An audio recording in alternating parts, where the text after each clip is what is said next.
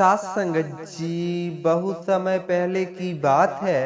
एक छोटे से गांव में मिट्टी से सनी गलियों और पुराने कच्चे मकानों के बीच एक परिवार रहता था। सात संगत गांव की जिंदगी वैसे तो शांत दिखती थी। सुबह खेतों में हल जोतते किसान औरतें कुएं से पानी भरती, बच्चे धूल में खेलते, लेकिन हर घर की अपनी परेशानियां थी। सासंगत उन्हीं परेशानियों में डूबा हुआ था अंकित का परिवार। अंकित 19 साल का एक दुबला पतला लड़का था। सासंगत चेहरे पर मासूमियत थी, लेकिन आंखों में थकान और जिम्मेदारियों का बोझ साफ झलकता था। सासंगत उसके पिता रामलाल बीमार रहते थे। कभी खेत में मजदूरी करके घर चलाते थे, मगर अब एक पुरानी बीमारी ने उन्हें बिस्तर पर डाल दिया था। सासंगत डॉक्टर ने कहा था कि इलाज लंबा चलेगा और दवाई लगातार लेनी होगी। माँ सरोजा देवी एक सीधी सादी गृहिणी, जिनकी अपनी कोई कमी नहीं थी और घर की सबसे छोटी सदस्य थी। पूजा आकृति की 15 साल की बहन, जो गांव के सरकारी स्कूल में पढ़ती थी। सासंगत और कॉलेज जाने का सपना देखती थी। घर की हालत इतनी तंग थी कि रोज का खर्च निकालना भी मुश्किल हो जाता था। कभी बिजली का बिल भरने के लिए उधार लेना पड़ता, तो कभी दवाइयों के लिए सोना गिरवी रखना पड़ता। सासंगत अंकित बचपन से ही पढ़ाई में अच्छा था। उसका सपना था कि वह इंजीनियर बने। सासंगत किसी बड़े कॉलेज में पढ़े और फिर परिवार की हालत बदले। सासंगत लेकिन किस्मत ने उसे मजबूरी की राह पर धकेल दिया। सासंगत इंटर पास करने के बाद उसने शहर का रुख किया और एक प्राइवेट कंपनी में छोटी सी नौकरी पकड़ ली। सासंगत तत्काल ज्यादा नहीं थी, बस 10,000 महीने पर। घर के लिए वही बहुत था। सासंगत शहर में अंकित एक तंग सा कमरा किराए पर लेता रहा। कमरे में एक चारपाई, पुराना पंखा और कोने में एक टेबल था। सासंगत जहां वह कभी सपनों की किताबें खोलता, कभी थकान से ढका जाता।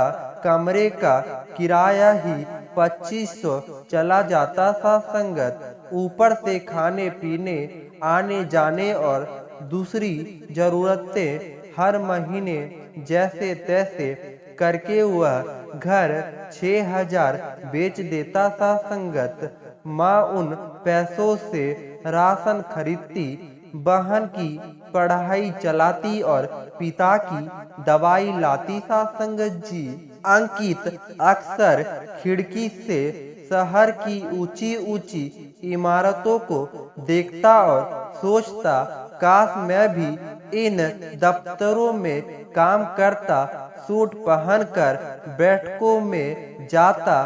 पर हकीकत यह थी कि वह कंपनी में मामूली काम करता था। सासंगत फाइनली उठाना, कार्ड डालना, बॉस के आदेश पर यह वहां दौड़कर वहां जाता था कि यह नौकरी उसके सपनों का रात नहीं, बस मजबूरी का सहारा है। सासंगत रात को जब कमरे में अकेला होता, तो एक ही सवाल उसे भीतर से खटकता, क्या इसी तरह पूरी जिंदगी गुजार दूंगा? बाप माँ का कर्ज, बहन की पढ़ाई और मेरे अपने सपने। शहर में उसका मिलजुलाना कुछ लड़कों से हुआ जो उसी कंपनी में काम करते थे साथ संगत। उनमें से कई ऐसे थे जो नौकरी को सिर्फ कमाने और उड़ाने का जरिया मानते थे साथ संगत। लंच टाइम में वह सब कैंटीन में मिलते। पहले तो अंकित अपना साधारण टिफिन निकालता, 2 सूखी रोटियां और सब्जी, लेकिन धीरे धीरे दोस्त उसे चिढ़ाने लगे। अरे यार अंकित, यह सूखी रोटी से पेट भरता है क्या? चल आज हमारी तरफ से होटल चलते हैं, बिरयानी खाते हैं। शुरू शुरू में अंकित मना करता है, पर धीरे धीरे वह उनके साथ जाने लगा साथ संगत। होटल का मजा, दोस्तों की हंसीजनक शराब और सिगरेट की चौकंदा, यह सब उसे कुछ देर के लिए उसकी परेशानियों से भुला देते साथ संगत। लेकिन यह मजे सत्य नहीं थे। महीने के 2 से 3 हजार तो सिर्फ दोस्तों के साथ मौज मस्ती में उड़ जाते साथ संगत। पहले जो वह घर 6,000 भेजता था, अब वह घटाकर 4 से 4,000 रह गया। एक दिन शाम को माँ का फोन आया, बेटा इस महीने से पैसा थोड़े कम आए हैं, बिजली का बिल बाकी है और दवाई भी लेनी है, पूजा की किताबें भी खरीदनी है। अंकित के पास जवाब नहीं था साथ संगत। उसने डालते हुए कहा, माँ अकेले महीने भेज दूंगा, अभी कुछ खर्चे ज्यादा हो गए थे। माँ ने और कुछ नहीं कहा, लेकिन उनके टूटे हुए स्वर ने अंकित के दिल को हिला दिया सा संगत। उस रात वह कमरे में देर तक छत घूरता रहा। भीतर एक अजीब सी शर्म और ग्लानि थी। मैं अपने सपनों के लिए तो समझौता कर ही रहा हूँ, अब घर वालों के लिए भी क्या सही नहीं कर पा रहा। यह कैसी जिंदगी है मेरी। समय बीतता गया। अंकित नौकरी करता रहा, दोस्तों के साथ घूमता रहा साथ संगत, और धीरे धीरे उसके भीतर एक खालीपन घर करता गया। कभी वह सोचता, क्यों ना नौकरी छोड़ दूं, गांव लौट जाऊं, लेकिन तुरंत याद आता, पिता दवाइयों के बिना कैसे रहेंगे, माँ घर कैसे चलाएगी, पूजा की पढ़ाई।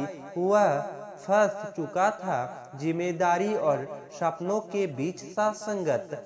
एक दिन लंच टाइम में वह कैंटीन में बैठा था। उसके सामने उसकी वही साधारण थाली थी, रोटी और दाल। पास की बेंच पर एक 50 साल का वर्ग बैठा था साथ संगत, जिसने साधारण कपड़े पहने थे, पुरानी कमीज और ढीली पैंट, चेहरे पर झुर्रियां, हाथों पर मेहनत के निशान, लेकिन आंखों में एक गहरी समझदारी झलक रही थी साथ संगत। वह आदमी मुस्कुराते हुए बोला, बेटा रोज यही खाना खाते हो? अंकित ने सिर हिलाया साथ संगत। हाँ अंकल, आदत है। वह आदमी कुछ देर तक उसे देखता रहा साथ संगत, फिर धीरे से बोला, तुम्हारे चेहरे पर थकान है, पर आंखों में सपने भी हैं। बताओ कहाँ से हो, घर में कौन कौन है? अंकित पहले तो झिझकारा, फिर धीरे धीरे उसने सब बता दिया सा संगत। गांव, पिता की बीमारी, माँ की बेसब्री, बहन की पढ़ाई और अपनी नौकरी।